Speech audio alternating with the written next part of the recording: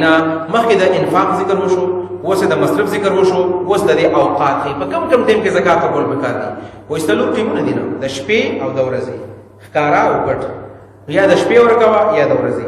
د شپې مطلب دا چې کوم سړی خفه کېږي چې مال ته ښکار راکړي هغه پټ ورکوه، د شپې وله وړه، او چې کوم نه خفه کېږي د ورځې وله ورکوه.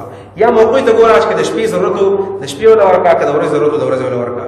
او علانیه او دارنګې سرا هم دا معنا ده پټ او ښکارا. حضرت علي رضی الله عنه وایي 4 دیناره ورسره و، چې موقع ده په دې آیت باندې عمل کوم، 1 دینار د شپې ورکو، بل د ورځې، بل پټ او بل ښکارا.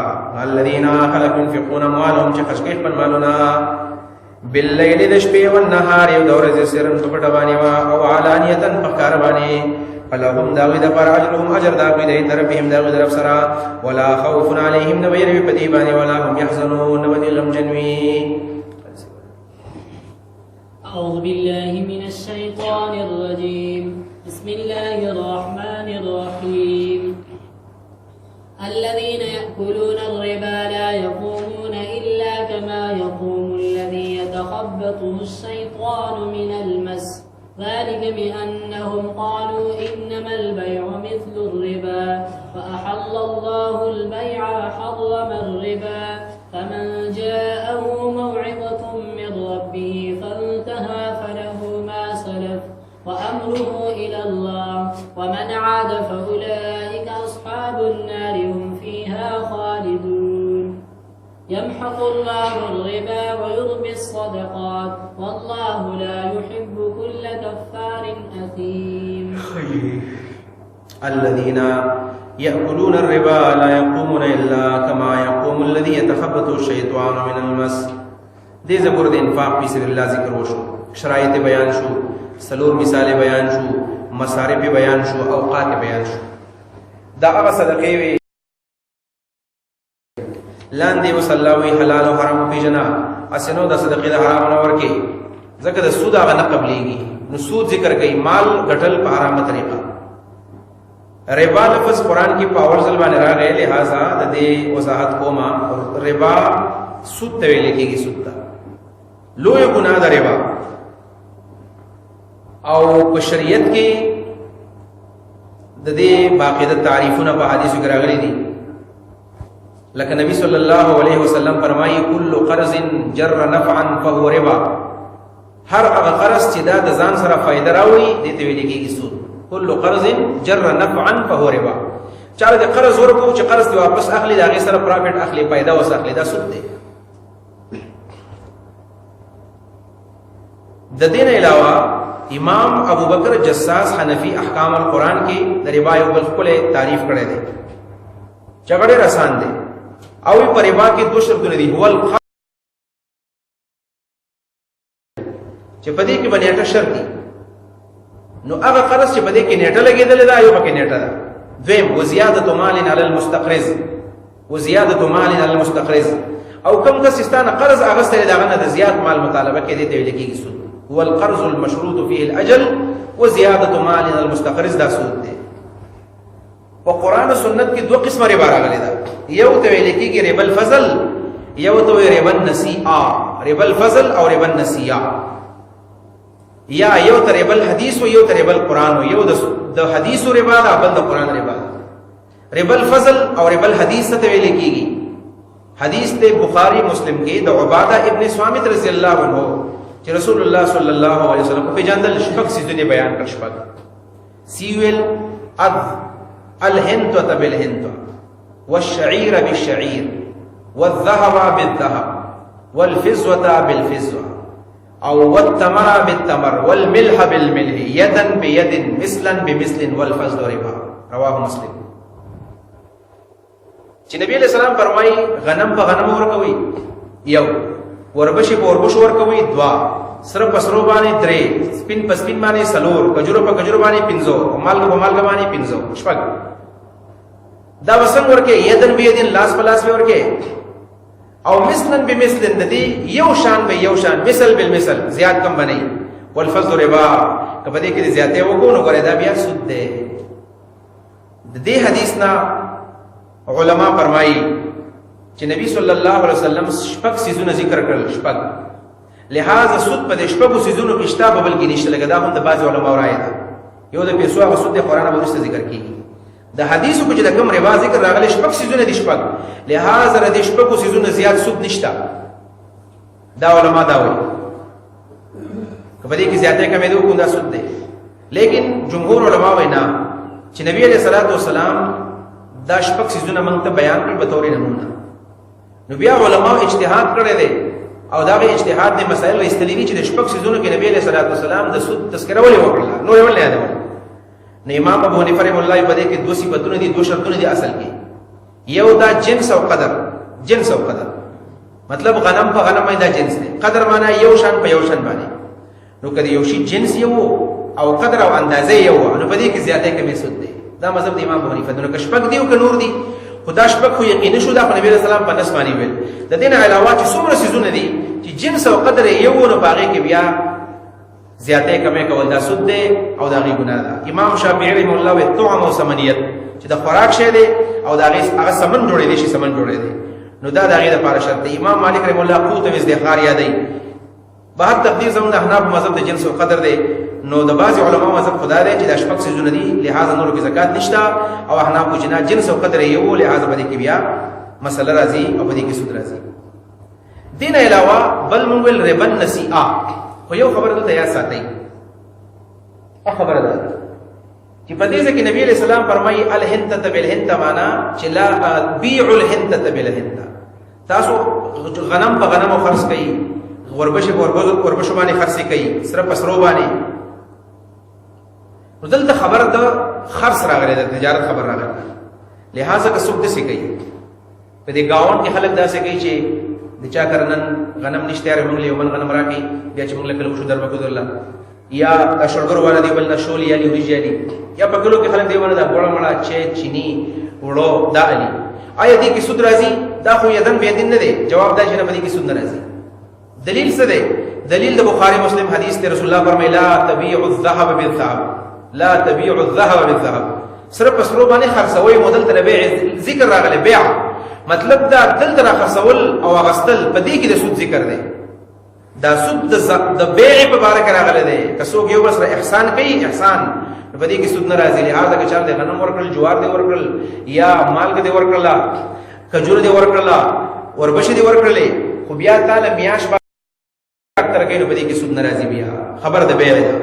او دا الذهب بذهب معنا ده بيع الذهب بذهب او دا احسان په تور باندې بالکل جایز دي.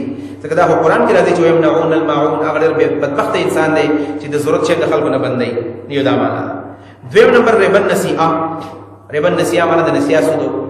لکه دا قرض دی چې خلک چاله ورکی او د اجل په وجبانه بیا دا غیر زیادت اخلي دې ته ویل کېږي بیا سود. او دا د نسیئه سود دی او دا د مکه د مشرکانو دا ان شاء الله سورته آل عمران کې راشي چې لا تاكلوا الربا اضعافا مضاعفه او یادل تر غلي دي چې احل الله البيع وحرم الربا. دا سود دی. د دې سودونو ډیر زیات اقسام دي. یو مشهور د مکه مشرکانو بالکل صفا سود داسې کو چې قرض به ورکو ویل دومره ټیم بعد چې راکې نو دومره اضافه ورکې، که دومره ټیم بعد راکې دومره اضافه ورکې. دا شو. د دې علاوه یو فکس سود دی. فکس لکه چې په بانکونو کې چې دا غي خاص پرسنټیج دی چې څومره پیسې ورکې تا دا کال بعد 7% ملويږي. نو دا پرسنټیج دا سود دی. په خو په دې بانکونو کې چې کوم اکاونټونو نو یو ته کرنٹ اکاؤنٹ ہو یو بل ته فکس اکاؤنٹ ہو. فکس اکاؤنٹ دا معنا و چې دغه فکس تا ته شامل وي. اوس هغه فکس ختم شوی دی هغه ته پی ایل ایس اکاؤنٹ وي. پی ایل ایس اکاؤنٹ دا پی ایل ایس او دا فکس اکاؤنٹ یو شی دی. اگر چې نو مرته پرایویټ او د لاس ویل کېږي خو شریعت دا وایي چې العبرة بالعقود والفسوخ للمعاني لا للالفاظ. په شریعت کې اعتبار معنا او مفهوم لري الفاظ ولرنه چې تا د فکس په ځای باندې پی ایل ایس کې خو دا اوس حلال شي نه پدې نه کې اصل شی مقصد دی چې مقصد څه شی دی. نو په عقود او فسوخ کې اعتبار معنی لري مقصد لري چې مقصد څه شی دی. لہذا بانکونو کې سود دی شروع کړی دا کې جایز دی. دا غي باقاعده شریعه بوري لولي علماء کرام دا غي مشاري کې دا غي اکاونټونو جایزالي شریعه بورډ دا غي ناشتي. خو عام بانکونو کې دا سود دی. دنه علاوه په دې بازارونو کې چې کوم سود دی خاص کر په دې بارګینونو کې په دې کې هم د فکس سود اغسته کېږي. دنه هم ځان ساتل پکار دي. نو دا مسله په دې بارګینونو کې چې کوم خلک خپل دیاړي اخلي، دیاړي د سود نه ویل کېږي. څوک چاله گاډي خرڅ کی او چې ولې دې مال د دې تجربه مال به سره کړو دې سود نه ویل کېږي، کم کمیشن پکې وایي. او دا کوم چې په ډېرو باندې گاډي ورکې نه ګوره دا سود دی او دا ډېر خطرناک سود دی. او عام قرباني یې دې بارګینونو کې یو بل سود کېږي چې خلکو د سود نه وایي، هغه داسي چې د چا پیسې په کار شي نو هغه بارګین ته لاړ شي. بارګین والا ته چې مال گاډي په قرض باندې راکا نو هغه له فاتله کې باندې پشپک لکه باندې گاډي ورکی، بیا ورته زه په گاډي سکو زما خو پیسې په گاډي بار خرڅوم، پتاي به د خرڅومای مال راکا دغه د انډرپلو گاډي چورته وي. نو دغه گاډي ته واپس پشپک په اتله کې چې اغستې په قرضونو پشپک لګې دي په نقد باندې واپس والی، په پنځله کې باندې په قرض اغستې او په درې لګې په نقد ته واپس والی. دې ته هم سود ویلېږي. سود د باب کې حدیث دی. یو زنانه ده ام محبه ورته ویل کېږي، ویا ام المؤمنین وی زید ابن ارقم خوان لاړم او داغه سمې د یو غلام سودا وکړه، د یو غلام سودا. ما ورته ویل چې ما له یو غلام راکړه، هغه غلام یې رااله په قرض باندې په 800 باندې راکړه، په 800 باندې، او واپس را نه بیرته په 600 باندې په نقد باندې واغستو. ګوره په قرض باندې او په نقدو په میز کې 200 سره راغی فرق راغی، ورې په ګرانه باندې واپس په فرزانه باندې بیرته واغستو. چې دا عمل جایز دی کنه جایز دی؟ حضرت عائشہ فرمایي ابلغي زید ابن ارقم قال لا رشا او زید ابن ارقم خبر کا چې انه افسد جهاده مع رسول الله صلی الله علیه وسلم الا ان يتوبا، چې ټول جهادونه د نبی علیہ السلام ته کوم کړي واغې تباہ او برباد کړ، ختم کړل، ته توبه او نبی استلا. دا ورته وی اے مورې وای کزتی هغه خپل 600 روپۍ والا او 200 او توانلم نو بیا به زماده لپاره جایز وای او بیا ته جایز دي. فإن تبتم فلكم رؤوس اموالكم، او زیات روپۍ وانلې په منډه منډه لاړ او زید ابن ارقم ته دا سودی معامله وکړه، دا فورن توبه وستله او معامله په 600 باندې وشوله، او دا هم سود دی. دې سره سره دا بیع التقسیط چې ورته ویل کېږي، بیع التقسیط او د قسطونو بیع عام پر باندې دا د الکترونیکس دا کم سامانونه چې دا خلک په دې باندې ورکوي یا د موټر سایکلو کاروبار په قسطونو باندې کوي. نو دې په باره کې خو د عربو علماو دا فتوا ده چې دا مطلقاً حرام دي، دا سود دی. خو محققین علما وایي چې ګوره د قرض او د لاس په لاس په سودا کې فرق سړی کولی شي، خو په یو شرط باندې. لکه بازار کې سړی سودا علي نو دا سودا چې خلک په نقدو باندې علي ظاهر خبر دا ارزان کېږي، او چې په قرض باندې اخلي نو دا بیا خلکو له ګران ورکوي. دغه مثال د بیع التقسیط هم دی. مولانا مودودی رحمه الله خو دې ته سود ویلې دی، د اهل حدیث علماء ته هم سود وایي، د سعودي علماء ته سود وایي. نور جمهور علما زمن احنافو کې امام محمد رحمه الله کتاب الاثار کې دلایل ویلي دي، او بیا تفهیم المسائل کې مولانا گوهر رحمان رحمه الله شپږ دیرش دلایل لپاره ویلي دي چې دا عمل جایز دی په شرطونو باندې. جایز بدای چې یو سړی بازار ته لاړو او یو شی په قسط باندې اخلي، په قسط باندې په قرض باندې اخلي، نو په قرض باندې چې اخلي دا ولا ګران ورکوي، او چې په نقد باندې اخلي نو دا ولا ارزان ورکوي. نو بنیادی چې کوم مشکل له اشکال هغه د حدیث نه پیدا شوی دی، مطلب د دې حدیث نه اشکال خلق اخلي چې نبی علیہ السلام فرمایي نه رسول الله چې نبی علیہ السلام منع کړی دا په یو بیع کې د دوه بیعونه، په یو بیع کې نبی علیہ السلام د دوه بیعونه منع کړی دا، او دا خو په یو بیع کې دوه بیعګانې دي، که په قرض باندې اخلي نو دا ریټ دی او په نقد باندې اخلي دا ریټ دی، نو دا خو اصل کې دوه بیع دي. معلومه دا شو چې دا سود دی، لہذا په قرضو کې او په نقدو کې فرق نه دی کول پکار. مولانا گوهر رحمان رحمه الله مل شپږ دیرش دلایل ویلي دي، کتاب الاثار کې دلایل ویلي دي چې نه دا اصل کې یو بیع ده، دا دوه نه دي. یو بیع ده چې ګوره دا خو بازار ته سړی کله ورشي نو بازار والا ته چې دا شی په سورا کې بده درکوم، دا نه درله بده راکا، هغه ته یو ریټ وایي دا ورته بل ریټ وایي، خو په اخر کې په یو ریټ باندې بیا متفق شي، نو دا یو بیع څه وکړه دوه نه وایي. لہذا په دې قرض او په دې نقد کې چې کوم بیع دی یو دا د دوه نه دي. یو دلیل دا دی، دین علاوه ډیر زیات او نور آثار په هغه د سلفونو پیش کړی دي دا عمل بالکل جایز دی، او بل د امت په دې تعامل روان دی، او دا یو قسم احسان هم دی، لہذا دا جایز دی، بلکې څه ګناه نشته. ها د تقسیط او د دې قسطونو په دې بیع کې بدل لحاظ ساتي چې یو قسط لکه خو د لشو چې په دومره په شپږ میاشتو کې په میاشتو کې دی راکول نو دا به ریډي، نو که اوس هغه شپږ میاشتې و میاشتې بعد ولا پیسې ورکړلې اوس دا خبره ختم شوه. اوس کور دی نکړي اوس پس کېږي، آیا پتا پس نور ریټ زیاتېږي که نه زیاتېږي؟ نو که نور د پسې بیا دویم نیټه خېجوله نو بیا خو ټول سود وګرځي، دا اول د اخر پر ټول بیا سود شو.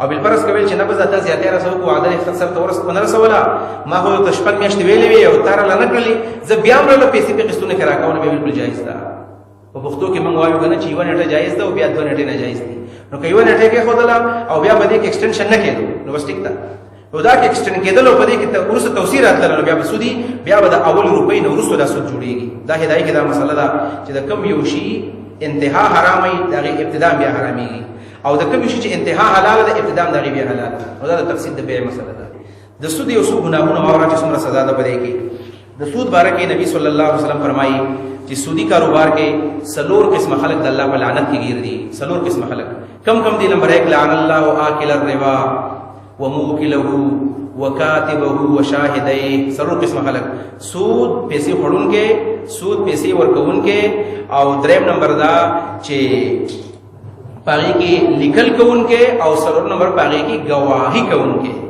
نو کچا به گواہی وکړه دا ملعون دی او بل چې چا به کې لیکل وکړه دا دستاویز او دا اګریمنت وکړه دا ملعون دی نبی صلی الله علیه وسلم فرمایي او دې سره سره یو حدیث مبارک کې دا سره غلي دی نبی صلی الله علیه وسلم فرمایي چې درهم او ربا یاکله الرجل ويعلم انه ربا اشد عند الله من 36 زنیا یو درهم چې سړی د سود والی او د پته او چې دا سود کار کوم او يعلم انه ربا یو سړی د سود روپی علی او دا کویږي دا کار د سود دی بیا هم کوي نو اشد عند الله من 36 زنیا و د الله په نسبت د شپږ دیش زله زنا کو نه غټه ګناه ده ځکه دا سره د علم نه سود کوي دا د الله نظام صدقات له نظام زکات له چیلنج ور کوي دا ګناه ده یو حدیث مبارک د سم راغله د نبی علیہ الصلوۃ والسلام فرمایي چې د سود لپاره چې کوم شعبې دي او اقسام دي د او یو زیات شعبې دي الربا 70 شعبه د سود د او یو زیات شعبې دي او یو ایسرها عین که رجل امه د ټول کوم ګناه ده د خپل مور سره نکاح وکړي دومره غټه ګناه ده او هغه مشهور حدیث چې د خوب په باره کې نبی صلی الله علیه وسلم ویلو دا غو وضاحت کړی مو چې اسمان ته کله ختلو او جنت جهنم ولیدل نو په جهنم کې یو ډن ولیدو د وینو ډنو ایو سړی په لامبو هي هغه غاړه ته پوری وزي الته ورته یو سړی ولاړی او دا په لاس کې کمرې وي نو دا کمر رالی یو دا به بیرته ولید الله دې بیا کوزيږي بل طرف ته زی الته دې بیا مخکې شوی نبی علیہ السلام دا سوق جبرئیل وې دا سود خور دی چې دا سود مال خوري دا دغه لپاره سزا ده ډېر لوی ګناه ده او دا غي لپاره د ګناه نه ځان بچول لپاره طریقه حدیث لاندې قران کې راغلی ده چې فإن تفتم فلكم رؤوس اموالکم کتبم ایستلا نو هغه کوم چې پرنسپل اماونت دی رأس المال چې ورته ویل کېږي دغه د جایز دی څومره دی اغستی هغه دی ورکړلی یا څومره دی ورکړلی هغه دی بیرته واغستلی زیاتې دي نه ورکړلی دی واغستلی الله به د ګناه نه سره بیا پاکيږي وخت کې د تون ترجمه ورسته